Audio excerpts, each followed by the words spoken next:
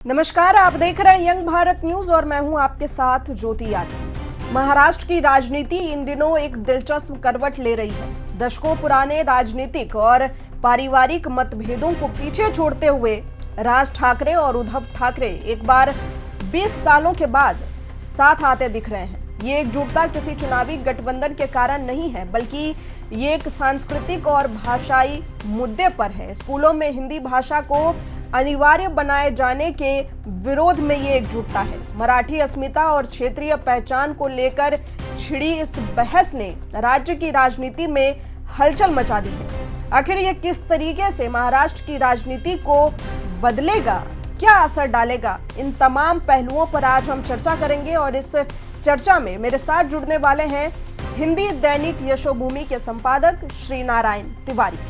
Sir, आपका बहुत बहुत स्वागत है यंग भारत न्यूज में।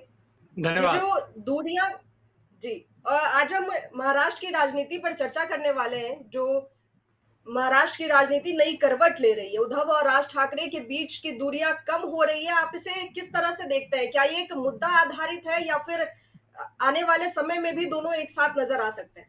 देखिए, आगे नवंबर तक बॉम्बे कॉरपोरेशन समेत कुल 11 महानगर पालिकाओं के चुनाव होने हैं।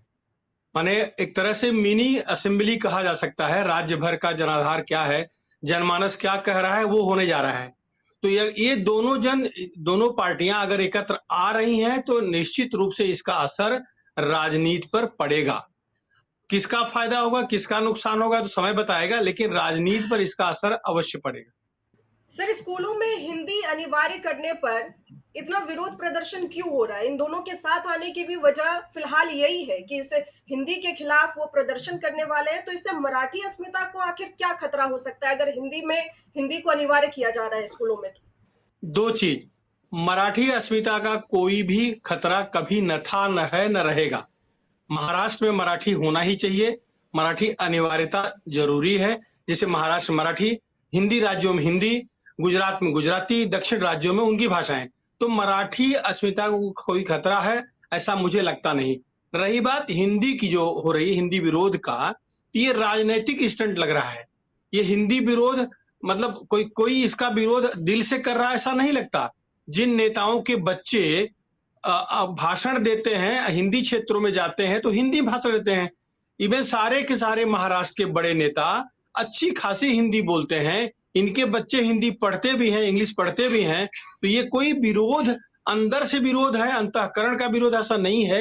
ये राजनैतिक विरोध है। अपनी राजनैतिक जो आधार है, जो कम हो गया था, जमीन है जो खिसक गई थी, उसे फिर से वापस हासिल करने का एक माध्यम दिख रहा है। किसी को हिंदी का विरोध है ऐसा मुझे नहीं लग रहा है। हर मराठी व्यक्ति को, महाराष्ट्र के हर व्यक्ति को, ग्रामीण भाग तक के व्यक्ति को हिंदी अच्छी तरह से आती है। भले हो सकता है ग्रामर का मिस्टेक हो, ग्रामर ठीक से न बोल पाए, लेकिन वो 100% ही समझते हैं। लगभग 90% हिंदी बोलते हैं, बोल लेते हैं। तो उनका हिंदी विरोध नहीं है, ये बात नेताओं को मालूम है। अब ये रही बात अपनी राजनैतिक बिसात बिछाने का, तो एक तरह से ये राजनैतिक बिसात बिछाई जा रही है आगे चुनाव को देखते हुए। सर, आपने ये भी कहा कि हिंदी से किसी को दिक्कत नहीं है, बल्कि कई सारे जो नेता हैं मराठी हैं और वो हिंदी बोलते हैं, हिंदी भाषी क्षेत्रों में जाते हैं, हिंदी में भाषण देते हैं। तो अभी तक मैं भी मुंबई से ही पढ़ी हूँ।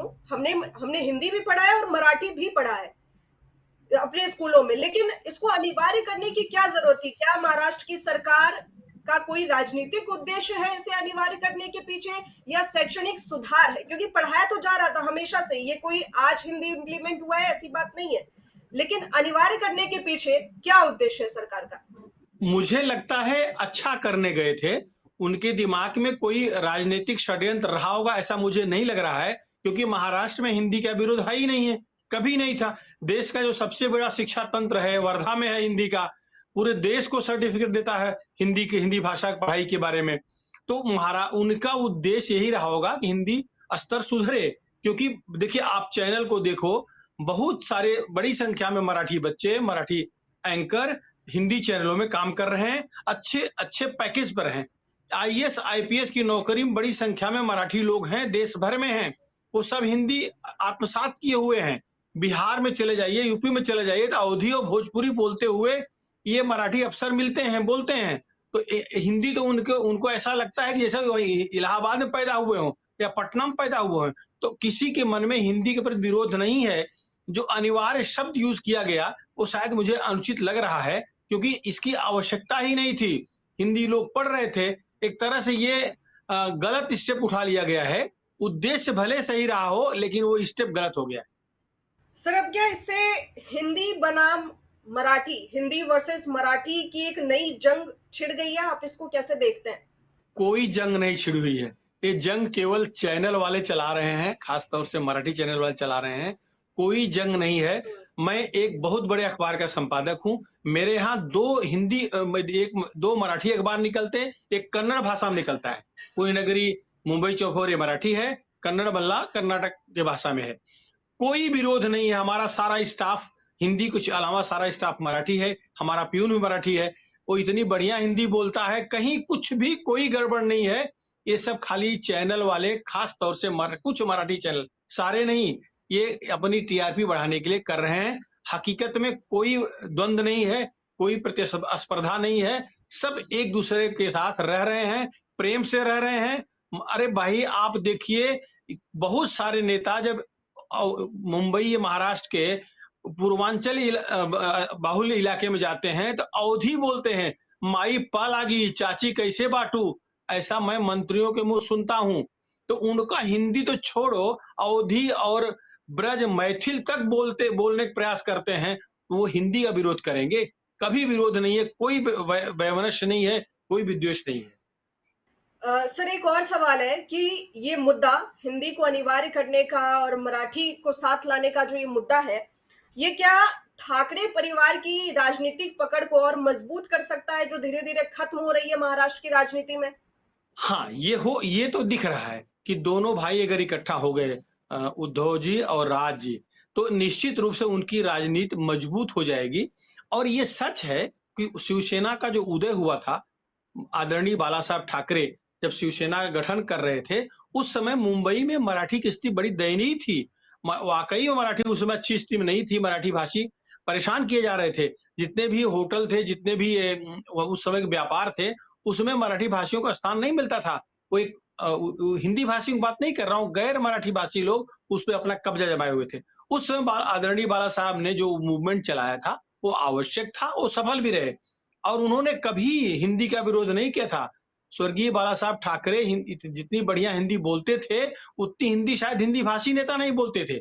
मैं उन्हें 87 से कवर किया हूं, तो मैं उन्हें पर्सनली जानता हूं। वो मेरे नाम से जानते थे। स्वर्गीय बाला साहब ठाकरे श्री नारायण के नाम से बुलाते थे, तिवारी ऐसा नहीं बोलते थे।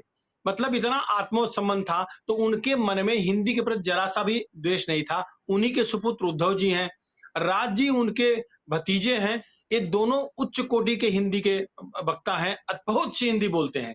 इनका हिंदी विरोध अंतःकरण से नहीं है, लेकिन राजनैतिक गणित थोड़ा गड़बड़ हो गया था।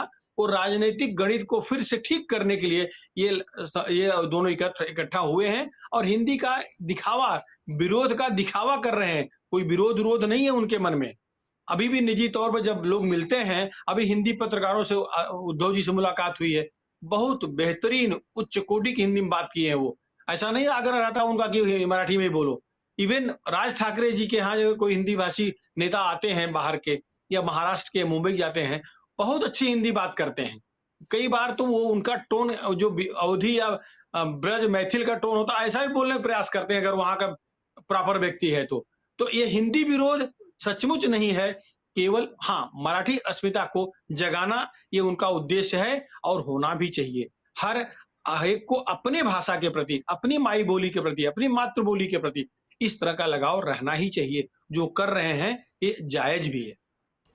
सर, इस फैसले का, हिंदी को अनिवार्य करने का और ठाकरे ब्रदर्स के साथ आने का असर बीजेपी और शिंदे गुट पर कितना पड़ सकता है? हाँ, मुंबई, ठाणे, कल्याण, भाईंदर, मीरा रोड, वसई विरार महानगरपालिका, नई मुंबई महानगरपालिका, उल्लासनगर महानगरपालिका, यहाँ असर पड़ेगा। यहाँ ऐसा नहीं है कि मराठी भाषी कम हो गए हैं। मराठी भाषी तुलना में कम है, लेकिन हैं, अगर वो सारे के सारे मराठी भाषी मतदाता मराठी अस्मिता के नाम पर इकट्ठा हो जाते हैं, तो निश्चित रूप से इन दोनों दलों जिनका आप नाम ले रहे हैं, भाजपा, शिवसेना, एकनाथ शिंदे गुट, इन पर इसका असर दिखेगा। चुनाव में असर जरूर दिखेगा। अब नुकसान होगा कि नहीं होगा, कितना होगा, ये आज कह पाना मुश्किल है, लेकिन निश्चित रूप से असर दिखेगा। बहुत बहुत शुक्रिया सर इस बातचीत के लिए, हमें समय देने के लिए। धन्यवाद। धन्यवाद। राज और उद्धव ठाकरे का सालों बाद एकजुट होना सिर्फ एक भाषाई मुद्दा नहीं, बल्कि महाराष्ट्र की राजनीति में आने वाले बड़े बदलावों की आहट है। मराठी अस्मिता और क्षेत्रीय पहचान की इस लड़ाई में अब देखना होगा कि क्या यह एकता एक लंबे समय तक कायम रह पाती है या सिर्फ एक मुद्दा आधारित गठबंधन साबित होता है। फिलहाल के लिए बस इतना ही। इसी तरह की तमाम ऐसी खबरों और चर्चाओं के लिए जुड़े रहें हमारे साथ, देखते रहें यंग भारत न्यूज।